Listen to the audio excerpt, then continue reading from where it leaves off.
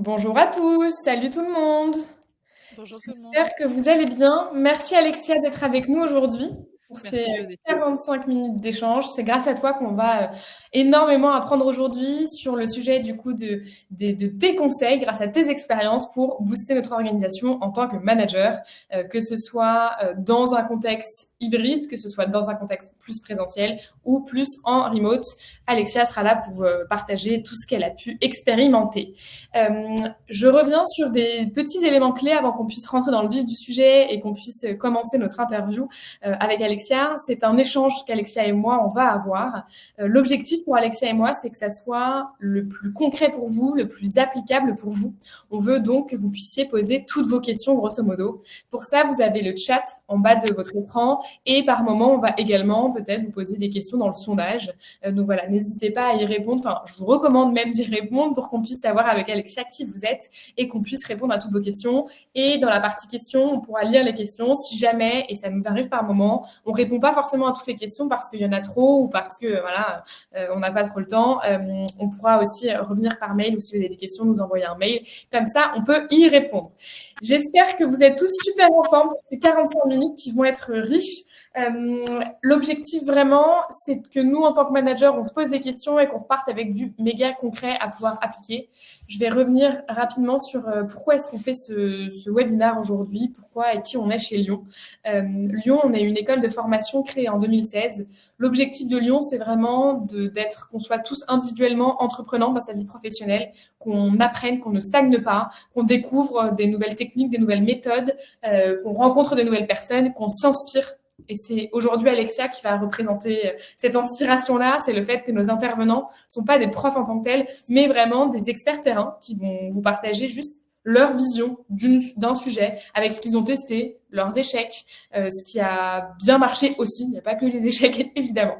Donc, Lyon, on accompagne grosso modo toutes les personnes qui ont envie de monter en compétences sur une thématique ou sur un métier qui est lié au digital. Avec une méthode vraiment basée sur du super concret par nos intervenants qui viennent de différentes startups scale-up, avec de la mise en pratique pour vraiment faire tester, et la communauté. Donc chacun qui va avoir un background et une vision et des appétences, compétences différentes. Grosso modo, Lyon, c'est l'organisme pour apprendre et être boosté dans sa vie professionnelle. Si jamais vous avez des questions sur ce qu'on fait exactement chez Lyon, n'hésitez pas à me contacter. Je pourrais vous mettre mon mail, mais de toute façon, vous l'avez déjà normalement par les informations que vous avez déjà reçues de moi. Et en effet, on aura le replay qui sera posté sur notre chaîne YouTube d'ici quelques jours. Et il n'y a pas de support. Vous allez voir, c'est un échange Alexia et moi. Donc, vous aurez accès à ce replay et à ce contenu qui sera votre support, mais ça sera la vidéo. Et on vous envoie un mail récap quand même pour résumer les grands learnings, les grands apprentissages que va nous partager Alexia. Petit disclaimer, les anglicismes, malheureusement, c'est partout. Donc, s'il y a des mots, j'essaie de faire attention, mais je viens d'en lâcher 12 à la minute. Donc voilà, s'il y a des mots que vous ne comprenez pas, vous n'hésitez pas à poser les questions.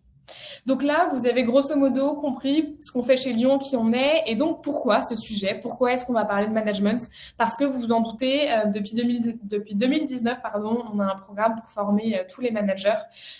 Quand on est manager, on a rarement le temps.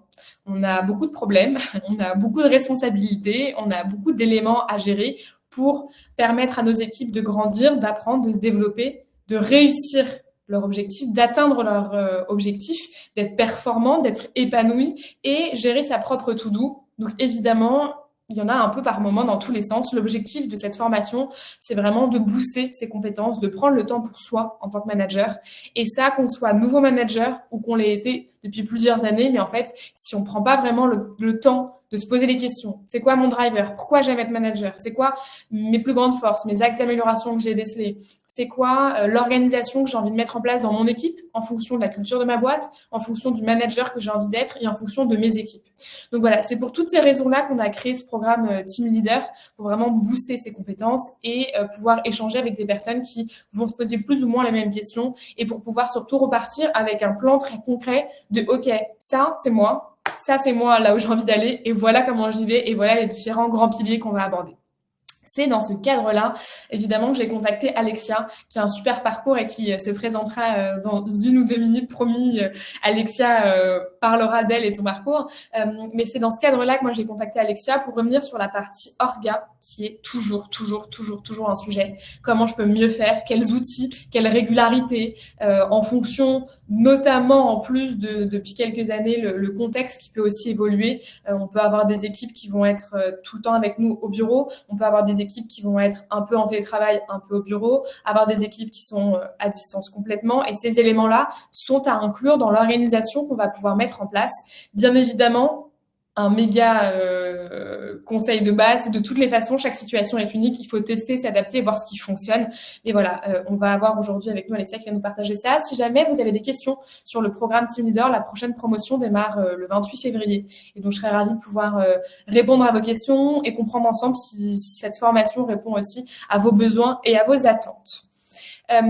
J'ai un petit peu parlé, mais je me suis pas encore présentée. Moi, je m'appelle Joséphine.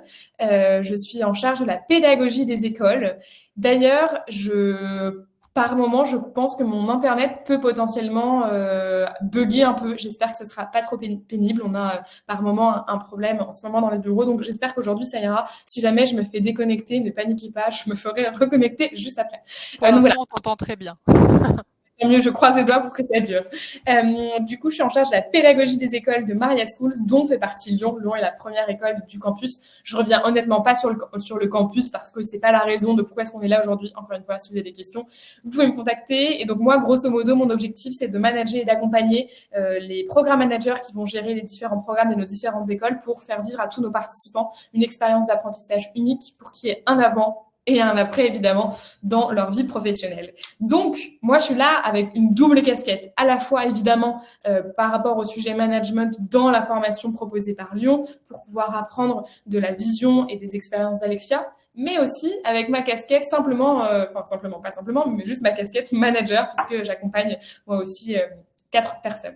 Voilà pour moi qui je suis. Alexia va bientôt se présenter et surtout pour qu'on puisse adapter notre échange avec Alexia, on a besoin de savoir vous.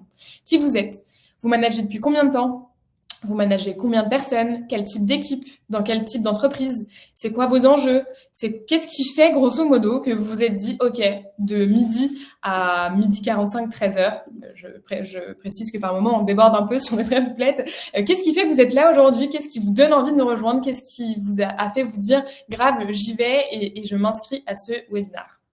Voilà, on vous laisse répondre au sondage qui s'affiche normalement sur vos écrans ou dans la partie sondage pour qu'on puisse tout savoir sur vous et votre situation. Moi aussi, je réponds, allez. Merci Alexia. Ce que je vous propose maintenant, et en attendant que vous puissiez tous y répondre, c'est peut-être Alexia que tu puisses nous partager ton parcours, nous dire un peu qui tu es et ce que tu as fait. Génial. Merci beaucoup, Joséphine, pour cette introduction. Bonjour à toutes et à tous. Je suis ravie d'être parmi vous aujourd'hui et merci du coup à Lyon et à Maria School de me permettre d'être à votre micro aujourd'hui. Comme tu disais, l'idée, c'est pouvoir vous partager des inspirations. C'est ma vision, c'est du partage d'expérience et l'idée, c'est de prendre le meilleur de ce que vous apprenez dans différentes formations selon votre culture d'entreprise, vos forces, l'organisation de votre équipe pour pouvoir en ressortir le meilleur. Mais l'objectif aujourd'hui, c'est de vous donner en tout cas 7 conseils actionnable, concret, comme disait Joséphine, pour reprendre en main votre organisation, en tout cas vous donner les clés pour s'assurer que ça fonctionne en interne. Quelques mots sur moi. Donc, je m'appelle Alexia Couraud.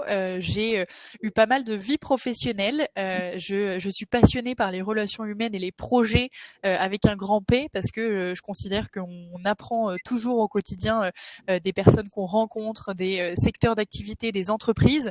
Donc, j'ai fait une école de commerce à Paris. J'ai combiné sur ces 5 ans d'école de commerce, donc mes 5 stages, mais en tout 9 expériences professionnelles dans plein de secteurs d'activité, dans le luxe, dans la mode, dans la food, dans la publicité, dans la déco, pour justement découvrir différents secteurs, différents périmètres. Et j'ai passé du coup un peu plus de mes 5 dernières années chez Payfit, une des startups assez connues du monde de la tech aujourd'hui, que j'ai rejoint en 2018 où nous étions 110 et que j'ai quitté en avril 2023 suite à un plan de départ où on était 1250, donc redescendu à 1000 personnes, mais donc beaucoup de vie professionnelle vécue au travers de ces un peu plus de 5 années, avec une première vie commerciale relation client pendant 3 ans et une deuxième vie globale knowledge et productivity manager pendant un peu plus de 2 ans. Donc ça, c'était mon activité professionnelle principale. À côté de ça, j'ai créé une entreprise qui allie bijoux et voyage. J'ai une entreprise familiale dans la coiffure, donc rien à voir. J'ai une association qui s'appelle Prono Club qui réunit des praticiens et des curieux du knowledge management et de la productivité. Vous l'aurez compris, je suis multifacette et donc il faut apprendre à s'organiser aussi dans ce genre de situation.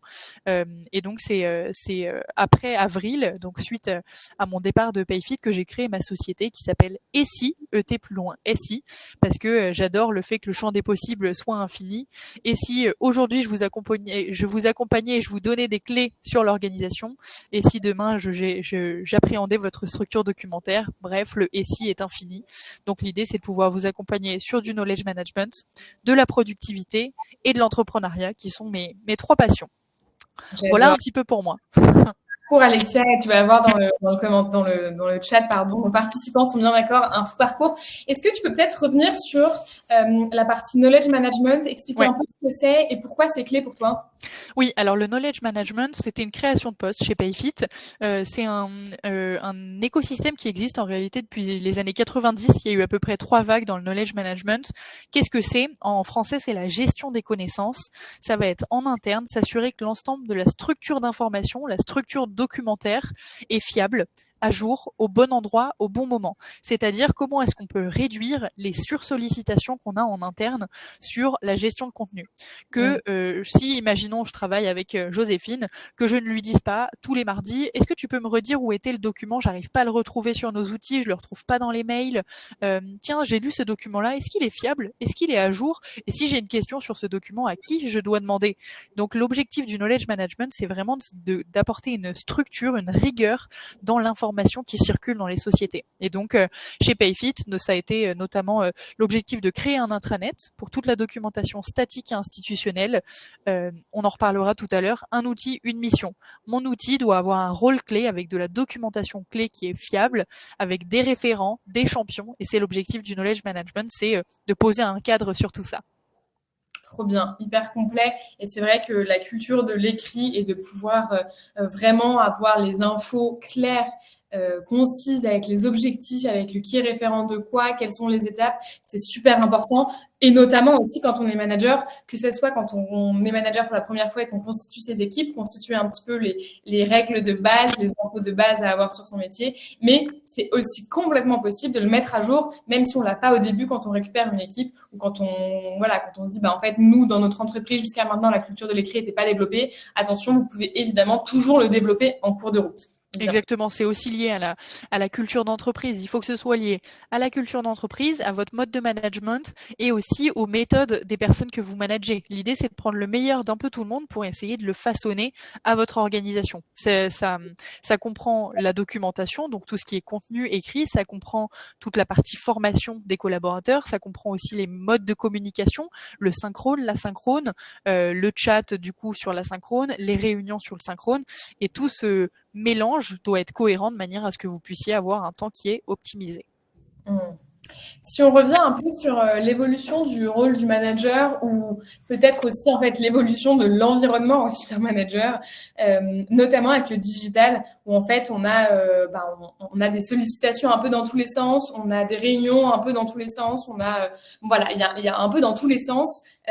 Pourquoi et comment tu penses que toi, quelle est ta vision sur la partie vraiment orga, notamment avec le digital?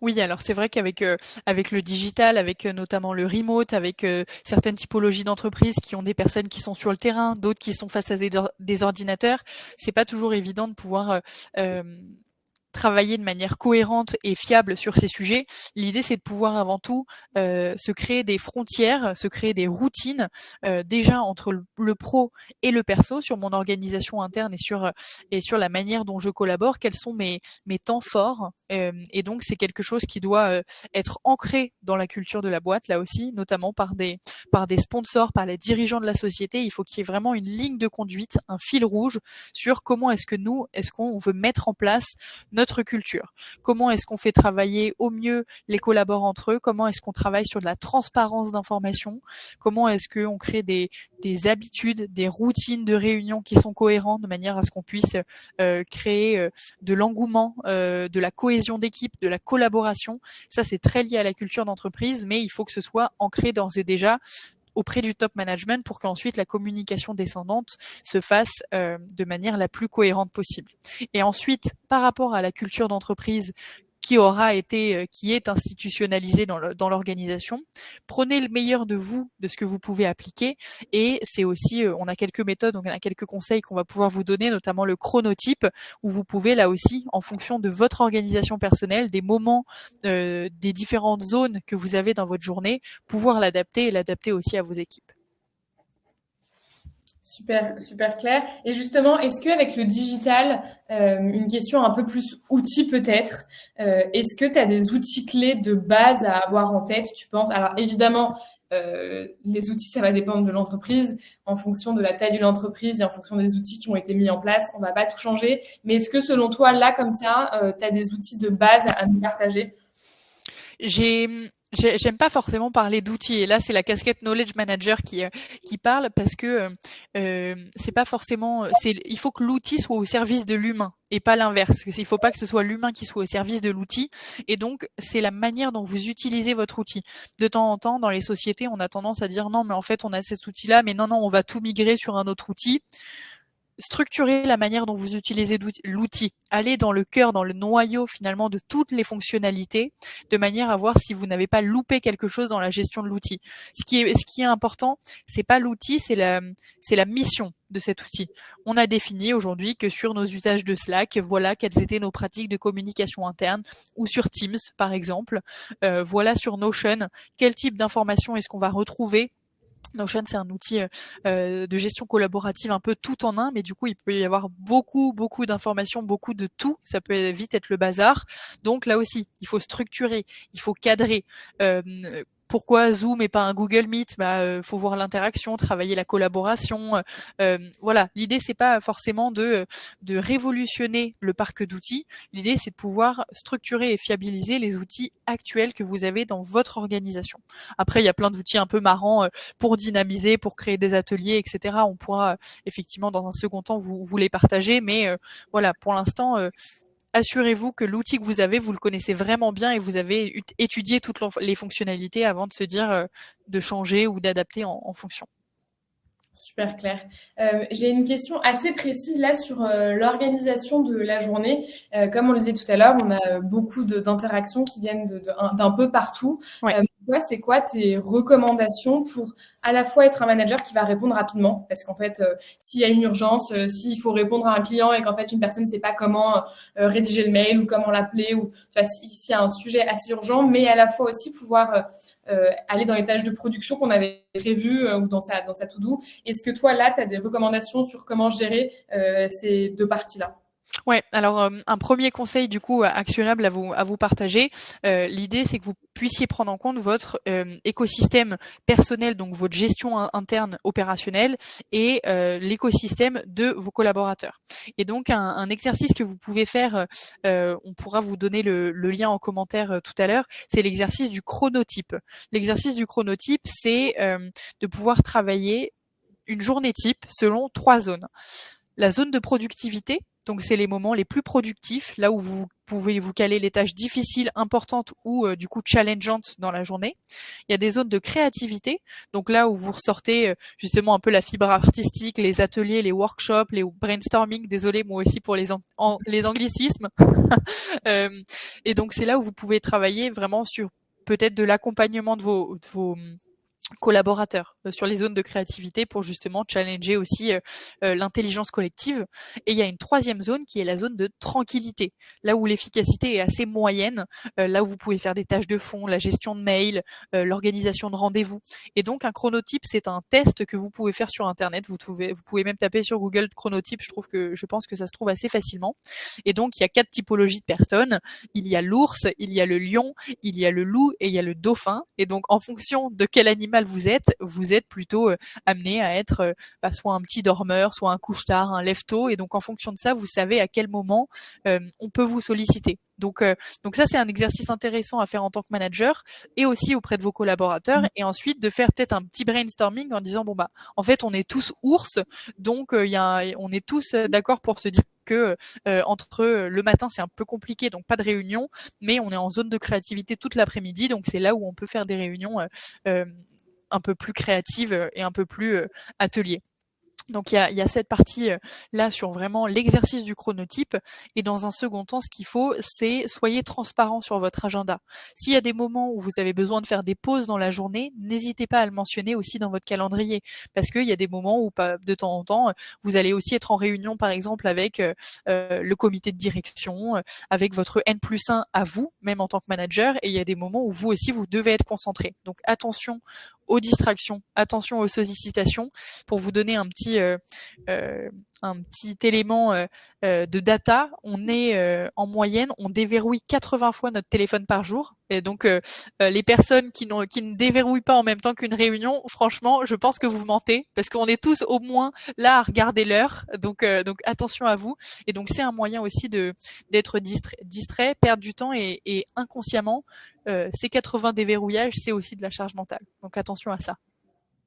Super clair. Donc, le chronotype, c'est une trop bonne idée. En plus de le faire en équipe, c'est vrai que ça peut aussi créer une cohésion d'équipe parce qu'on va le partager, parce qu'on va un peu se dire, ah, mais énorme, toi, t'es un dauphin, et voilà, et on rigole un peu. Enfin bon, un peu des moments informels, trop sympas. Tu parlais de l'agenda, justement. Ouais. Tu vois, nous, quand on nous rejoint chez Maria, en tout cas moi, dans mes équipes, je dis souvent, ta to-do list, c'est ton Google Agenda, c'est ton meilleur ami, où moi, je vais me noter, je sais pas, rien qu'une demi-heure, répondre à tel intervenant, 1 heure et demie, aller regarder l'intervention de dans 2 semaines. Enfin bon, je me note vraiment tout, ce qui fait que mon agenda est super long, et donc par moment, mes managers me disent aussi, attends, mais je voulais te mettre un point d'une demi-heure, mais ton agenda est full. Donc ça crée aussi un peu ce stress. Donc là, j'ai 2 questions pour toi. Qu'est-ce que tu penses de se servir de son agenda comme un outil vraiment de suivi de ta to-do? Et 2, comment faire pour donner la possibilité et de donner cette accessibilité à tes managers, et pas juste en disant, bah, bien sûr, tu peux venir me voir, parce que la réalité des faits, si on voit qu'une personne a un agenda horrible, on n'a pas envie d'être la personne qui va rajouter. On n'a pas envie de forcément aller voir cette personne qui a déjà l'air bien chargée, quoi. Ouais, très bon exemple. La chance que tu as, c'est que j'utilise moi aussi Google Agenda en to-do. donc effectivement, je trouve que c'est une très bonne méthode et ça permet encore une fois de ne pas rajouter un outil, d'avoir un outil de to-do list, un outil d'agenda. Le petit tips à avoir, notamment un conseil là à donner sur Google Agenda, c'est que en fait quand tu crées une réunion, tu peux créer une réunion ou tu peux créer une tâche. Et en fait, tu vois la différence sur l'agenda. Si c'est une réunion ou si c'est une tâche, tu as une petite checkbox. Et du coup, la personne qui souhaite te mettre une réunion, si on voit que c'est une petite checkbox, on sait que c'est une tâche.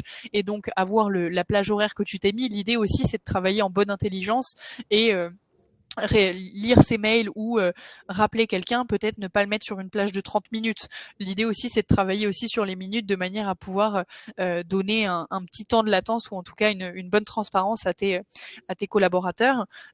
L'idée, c'est aussi de pouvoir, là aussi, donner des zones de concentration, mais aussi donner des zones de sollicitation. Et donc, peut-être que en fonction de ton chronotype, là aussi, entre 15h et 17h, tu t'es mise des tâches, mais ton créneau reste libre, de manière à ce que tu puisses être sollicité, pouvoir répondre, comme on disait, plus rapidement à ton outil de communication interne, et donc bien travailler sur voilà, à quel moment est-ce que je gère mon time blocking, et donc les périodes où je suis plutôt en réunion, les périodes où je suis plutôt en interaction.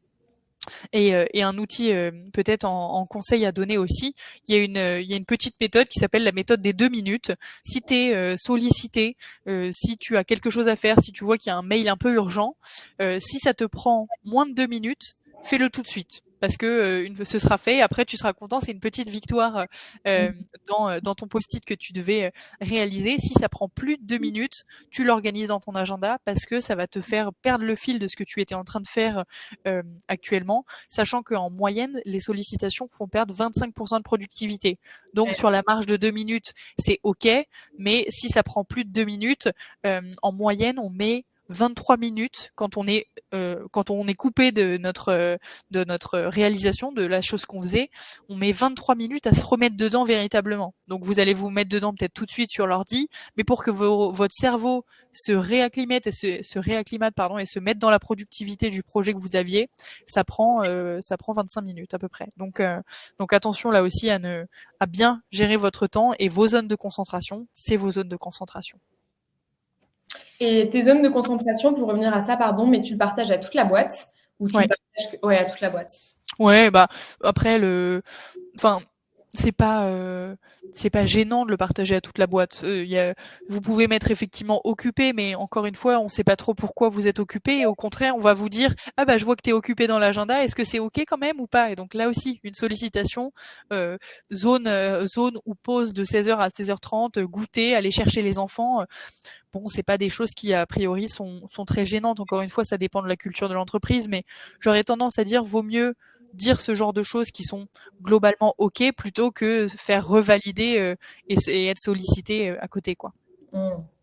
Et grande question évidemment, mais tu vois, on a des sollicitations de partout. Donc nous, en tant que manager, on l'a, nos équipes aussi.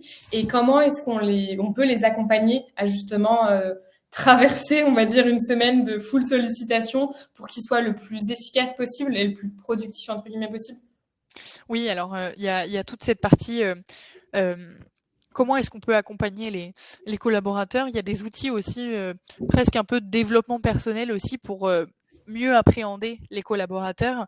Un des conseils, c'est de pouvoir bien comprendre comment est-ce que aujourd'hui j'accompagne mes collaborateurs. Déjà, il faut que tout le monde soit un peu logé à la même enseigne. Si vous managez plus d'une personne, posez-vous déjà la question comment je me situe dans l'accompagnement vis-à-vis de Pierre, vis-à-vis de Paul, vis-à-vis de Jacques, entre 1 et 10, sur mon agenda, sur ma semaine, comment est-ce que mon temps est réparti sur chaque personne, de manière à ce que déjà on ait une uniformisation de l'accompagnement entre chacun.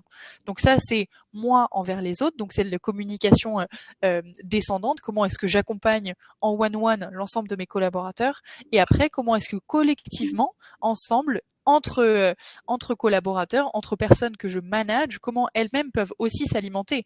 C'est aussi un sujet sur la délégation. On a un vrai sujet aussi parfois sur conserver les sujets opérationnels, mais en fait, on se rend pas compte que moi, je suis manager, je peux donner des clés, mais en fait, c'est peut-être une clé que j'ai donnée il y a 3 mois à une des personnes de l'équipe qui peut finalement interagir avec un autre de ses collègues. Donc il y a aussi tout un sujet au travers de comment est-ce que moi j'accompagne et comment entre eux ils s'accompagnent.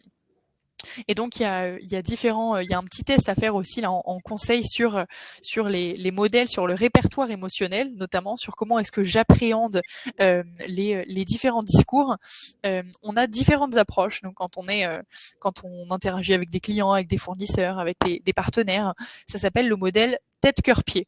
Et donc, soit tu es plutôt t'as plutôt une connotation tête, soit tu as plutôt une connotation cœur, soit tu as une connotation pied. Tête, ça veut dire j'ai tendance à chercher à rationaliser les choses. Je cherche à maîtriser l'information, et donc je vais répondre souvent de manière plutôt très rationnelle. Si je suis cœur, je vais être plutôt drivé sur l'empathie, sur l'interaction affective, sur l'émotion. Et donc, ça va être une autre approche. Ou à l'inverse, je suis peut-être plutôt pied. Et donc là, le pied, c'est factuel, c'est une logique fonctionnelle, c'est l'utilité pragmatique. Et donc, en fonction des différentes approches, là aussi, vous pouvez driver votre accompagnement. Si une personne est plutôt pied, comment est-ce que vous lui ramenez un peu du cœur? Ou si une personne est trop tête, comment est-ce que vous lui remettez les pieds sur terre? L'idée, c'est aussi de pouvoir travailler sur ce genre de petits exercices, petits brainstorming une fois de temps en temps pour s'assurer que les modes de communication sont bons. Super clair. De manière générale aussi, on a parlé de la productivité dans ton quotidien. Donc, tu nous parlais bien de se bloquer des temps en fonction de notre chronotype, en fonction de notre zone de productivité, etc. Tu nous as parlé de la méthode des 2 minutes. Et un gros point clé, honnêtement, quand on parlait de différentes interactions, des messages en instantané qu'on peut recevoir, mais il y a un gros sujet qui est aussi le traitement des mails. Est-ce que là, t'as un conseil pour nous? Le conseil que je peux donner d'ores et déjà, c'est ça dépend de votre métier, encore une fois, mais ça sert à rien de regarder ses mails toutes les 20 minutes. Le mail est un outil asynchrone de base. On n'est pas sur un chat, on n'est pas sur une réunion. L'objectif du mail, c'est pas de répondre de manière instantanée. Donc mon premier conseil, ce serait de ne pas relever ses mails plus de 3 fois par jour. Une fois le matin. Il s'est pas passé grand chose entre le soir 19h et le matin 8h30, 9h quand vous démarrez. Donc, ça permet d'avoir un premier état général sur, OK, quels sont peut-être les redispatchs que je dois faire sur certains mails, les choses à traiter. Une deuxième fois, soit avant, soit après le déjeuner. Parce que il y a des choses qui se sont passées dans la matinée, et une dernière fois aux alentours de 17h, 18h où on est sur la fin des sujets. Si vous êtes constamment à répondre à la minute, dans ce cas-là, utilisez votre outil de communication interne parce que ça va être plus cohérent, parce que vous allez pouvoir partager d'autres informations. Encore une fois, l'idée c'est d'avoir un outil, une mission. Et donc le mail n'a pas vocation à être du direct. Donc ça c'est un premier élément. Un deuxième conseil que je peux donner sur la partie méthode de communication synchrone, asynchrone, c'est un outil qui s'appelle, enfin c'est une méthode qui s'appelle la méthode KISS. Donc ce n'est pas la méthode bisou, ça peut être pour certaines personnes keep it simple and smart, c'est une phrase qui peut être utilisée dans des entreprises. Moi, c'est différents mots. C'est le K de keep, le I de improve, le S de start et le deuxième S de stop. Donc, keep, improve, start and stop, ça correspond à quoi? Je me pose sur mon agenda, sur mes mails, sur ma gestion opérationnelle. Keep, c'est garder. Qu'est-ce que dans mon organisation aujourd'hui, dans ma récolte de mails, dans ma délégation, dans mon organisation personnelle, qu'est-ce que je fais et qui fonctionne bien, qui est assez productive, et donc que je garde. Donc voilà, on se liste les éléments qui fonctionnent et qu'on garde. Ensuite, improve. Qu'est-ce que je souhaite garder dans mon organisation personnelle, mais que je peux améliorer par 2-3 petites choses actionnables. Peut-être que je vais avoir des conseils auprès de mes collaborateurs sur des méthodes, des manières de mieux faire. Improve. Start. Des choses que je ne faisais pas, mais que je vais faire maintenant. Typiquement, là, vous qui nous regardez aujourd'hui, peut-être que je vais faire la méthode KISS que je ne faisais pas avant, ou peut-être que je vais utiliser la méthode des 2 minutes ou la méthode post-it, par exemple, une autre méthode qui serait de dire je ne fais pas plus de tâches que de choses qui rentrent dans un post-it, par exemple, dans une journée. Donc ça, c'est le start et le stop.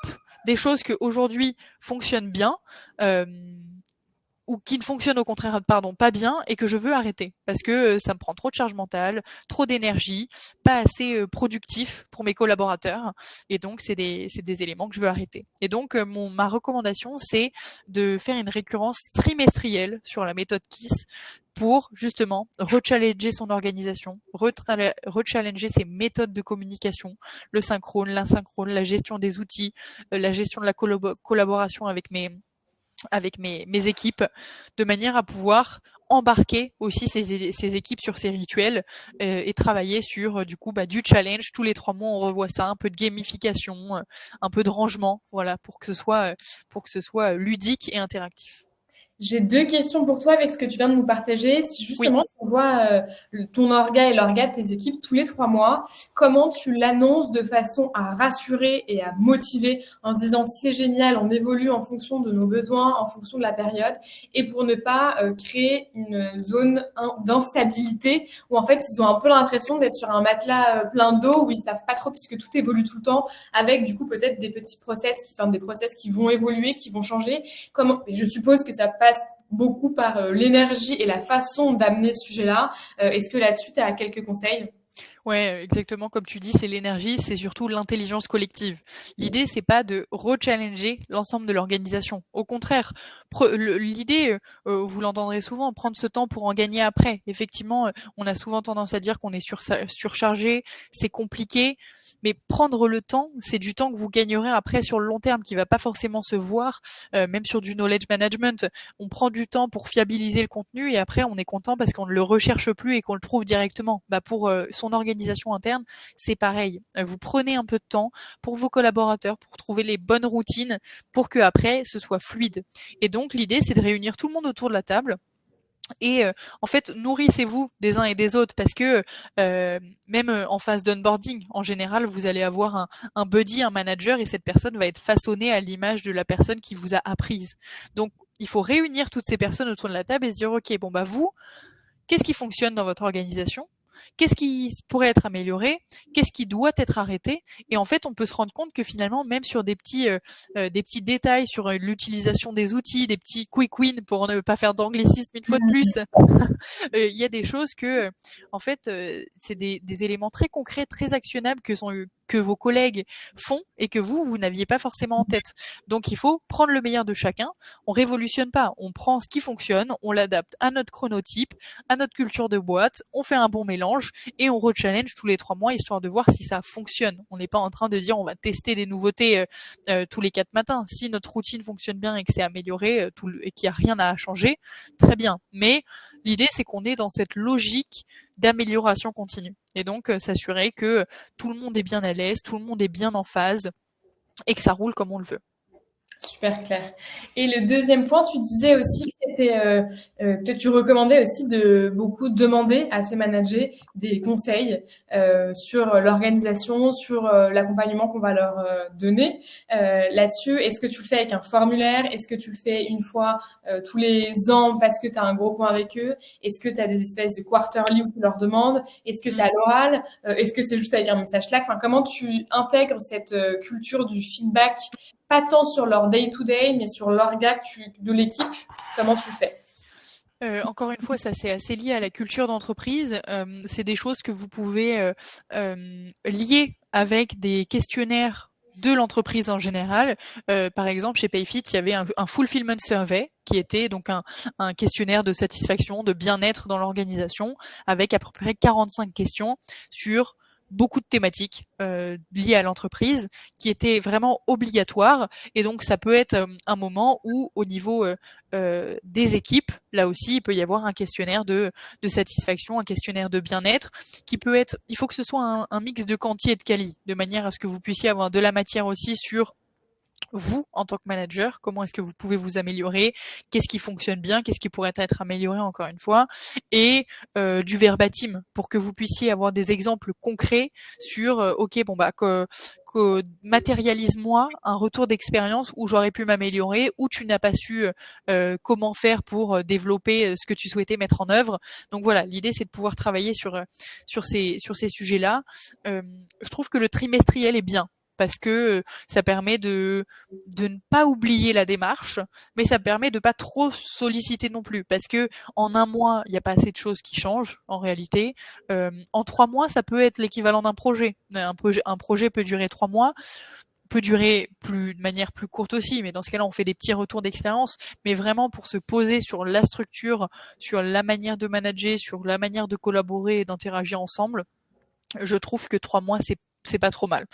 Après, c'est en fonction du besoin. Il faut pas que pour autant vous soyez fermé si une personne veut donner du feedback, si vous devez avoir un temps avec la personne, il faut que vous soyez ouvert. C'est aussi le rôle du manager de travailler avec empathie et donc pouvoir toujours répondre et avoir la porte ouverte en cas de besoin. Super clair. On a une question qui revient sur l'utilisation des outils et notamment l'adhésion de nos collaborateurs à certains outils, soit parce qu'ils, de base, ne vont pas aller le faire, ne vont pas l'utiliser, soit parce qu'ils n'utilisent pas complètement comme il le faut. Là-dessus, est-ce que tu as des conseils à nous partager? Oui, ce qu'il faut, c'est former. On a tendance de temps en temps à donner des outils parce que, regardez, on a un nouvel outil, ça va être super, on le présente dans l'organisation.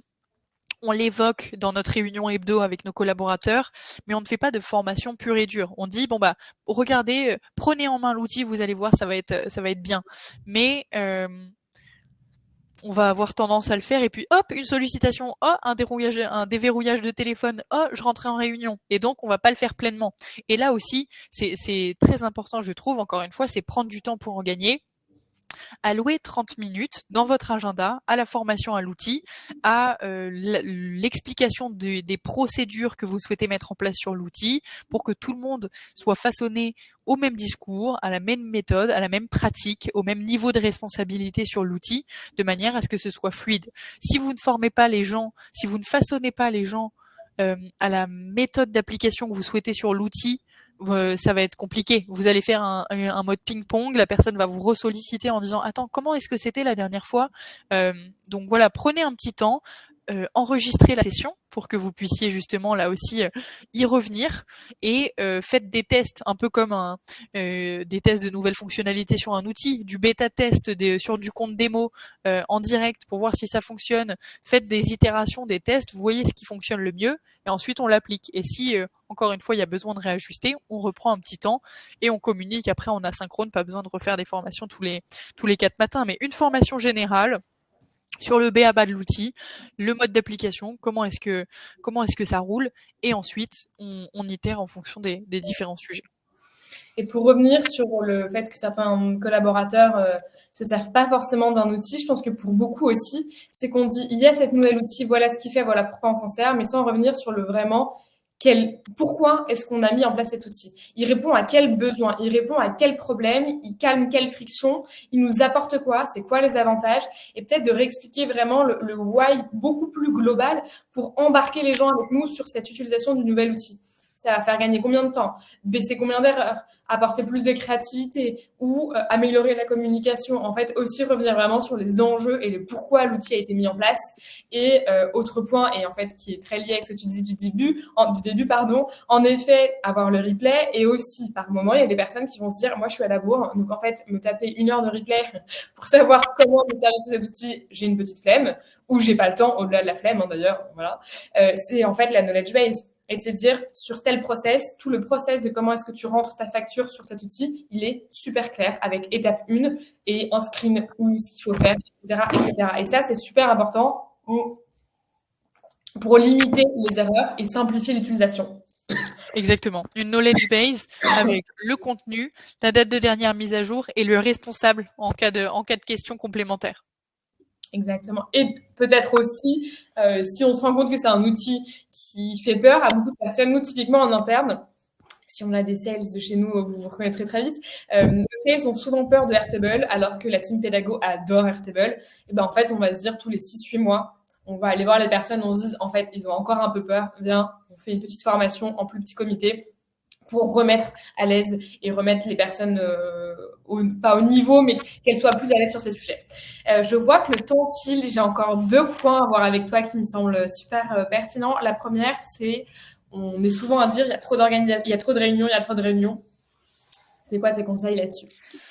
C'est quoi mes conseils? Alors le conseil, c'est d'avoir un mode de réunion qui soit optimisé. C'est-à-dire, on travaille l'avant-réunion, on travaille le pendant-réunion et on travaille l'après-réunion.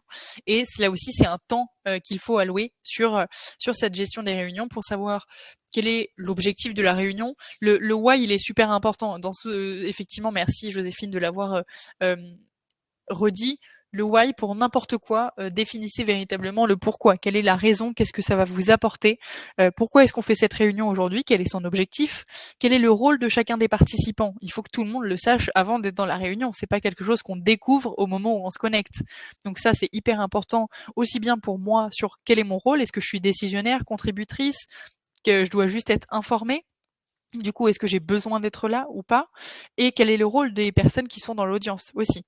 On s'adapte à l'hybride, c'est pas quelque chose qu'on découvre au moment de la réunion. Peut-être qu'on prévoit déjà la salle qui accueille aussi avec les systèmes de réunion de vidéos qui vont bien, la programmation de l'enregistrement, la préparation de la personne qui va prendre des notes, qui va gérer le temps. Donc ça, c'est des choses à prévoir avant.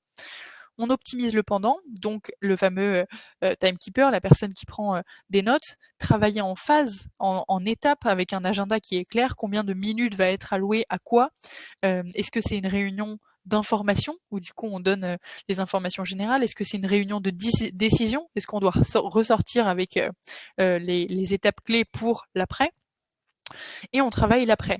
On remercie l'ensemble des personnes d'avoir pris son temps. On tient à informer l'ensemble des membres du RACI, donc l'ensemble des personnes qui sont informées, contributrices, décisionnaires de l'état d'avancée de cette réunion. On gère les deadlines, on communique sur les bons canaux. Donc là aussi, on n'envoie pas un message en one-one à seulement la personne qui s'est connectée, qui s'est pas connectée. On remet tout le monde dans la boucle. Voilà la prise de notes qui sont disponibles dans la knowledge base que vous trouverez juste ici pour là aussi pouvoir historiser et ne pas doubler les informations. Donc travailler l'avant, pendant, après et travailler le temps. Chez Payfit, on avait une moyenne de réunion de 30 minutes. Je trouve qu'en 30 minutes, il y a beaucoup d'informations qui peuvent passer déjà. J'ai fait une mission de conseil pour d'autres structures où le temps de réunion était en général d'1 heure, 1 heure et demie. C'est long, vous perdez l'audience. Assurez-vous que justement le temps qui est alloué est bien optimisé et ça sert à rien d'être en réunion pour être en réunion. Il faut pouvoir agir et décider dans vos réunions.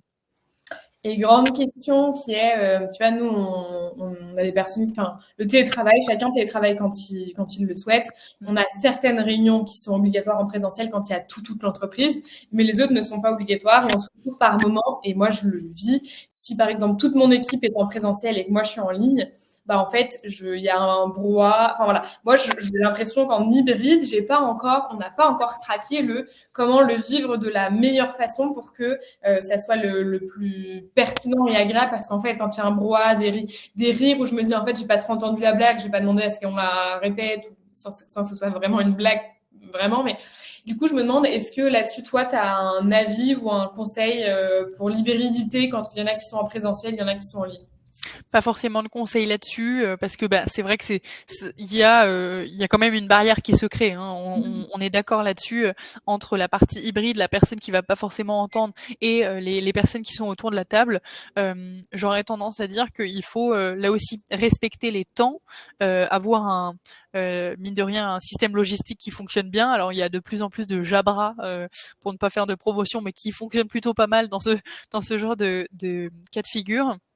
Et en fait, quand vous faites un tour de table, assurez-vous de regarder aussi en face l'ordinateur. Parce qu'on a tendance, quand on est avec une personne, je vais parler avec la personne qui est en face de moi parce que c'est une suite logique, mais alterner aussi le regard. C'est des choses toutes bêtes, mais un peu comme au théâtre, finalement, quand vous êtes devant une audience, vous regardez un peu tout le monde et personne à la fois. Là aussi, alterner le regard aussi pour que la personne se sente considérée aussi, même si elle n'est pas présente ici. Et dans le tour de table, il faut aussi que la personne qui soit en ligne, là aussi, soit considérée, et donc qu'elle ait son temps de parole. N'hésitez pas à utiliser les emojis qu'il y a sur les différentes plateformes. Sur Google Meet, vous pouvez lever la main, vous pouvez interagir.